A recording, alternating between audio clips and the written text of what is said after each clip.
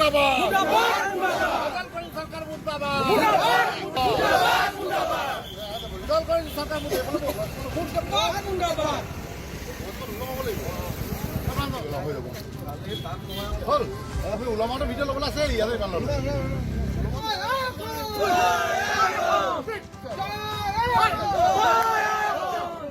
Result করেন সরকার ইনশাআল্লাহ এই বাংলাদেশি বাংলাদেশি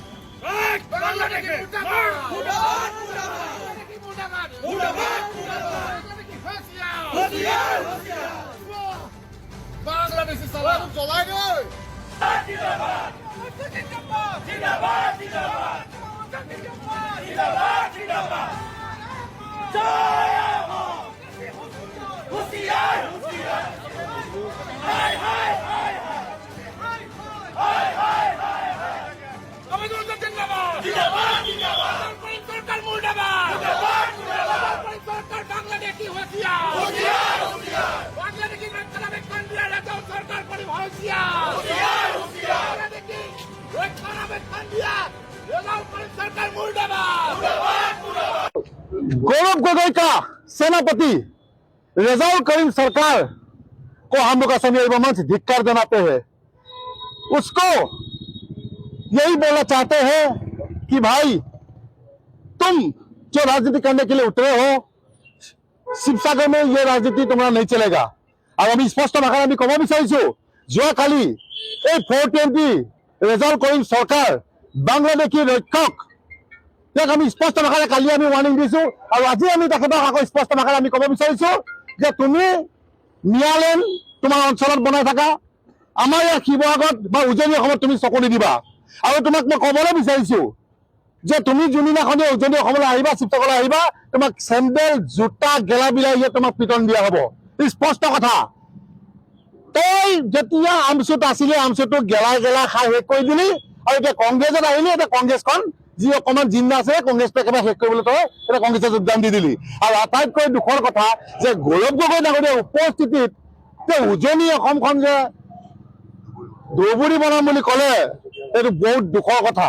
এইটো বহুত দুখৰ কথা কাৰণ কেলৈ গৌৰৱ গগৈ উপস্থিত গৌৰৱ গগৈ এষাৰ মাত দিব লাগিছিলে বা মাত মাতিব লাগিছিলে কিন্তু গৌৰৱ গগৈ আমি দেখিলো যে কোনো ধৰণৰ তেখেতে মাত নামাতিলে নিমাতে কৈ নাই বহি থাকিলে। গতিকে আমি এটাই কথা ক'ব বিচাৰিছো যে এই ৰেজাউল কৰিম চৰকাৰ যিটো ধূৰ্ত ধুৰন্ধৰ তাৰ লৈ কোনো ধৰণৰ কম্প্ৰমাইজ নহ'ব। ইয়াক আমি কৈ দিছো যে আমি এটা কথাও ক'ব বিচাৰিছো মুখ্যমন্ত্ৰী ডাঙৰীয়া পাৰিলে ইয়াৰ ওপৰত ব্যৱস্থা লওক।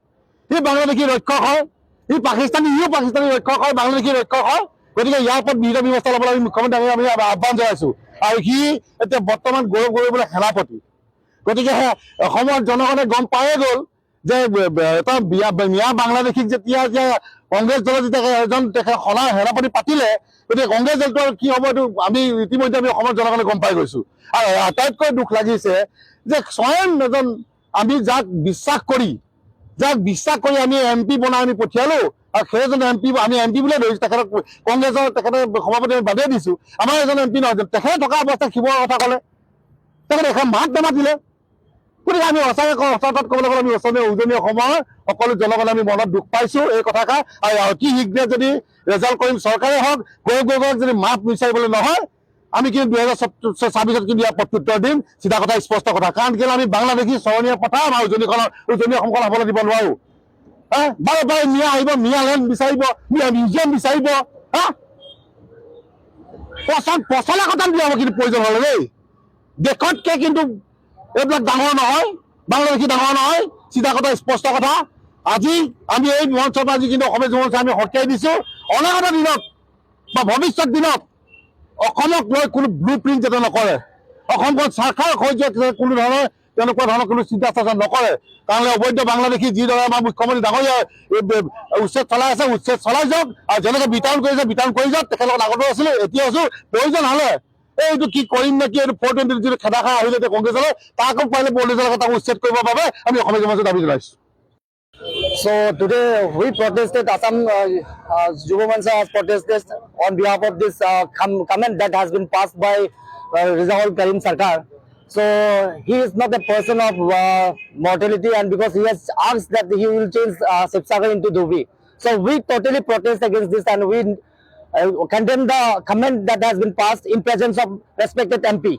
So we, as in Mancha, requested concerned team that they should ask for forgiveness in front of MP, and instead of their presence, being as a person who has been elected and sent to the parliament as an MP from the upper Assam location, and despite of his presence, how comes a person like who has not been working for Congress party, and now he has joined Congress party, and during the joining time process he has asked such kind of inappropriate comments.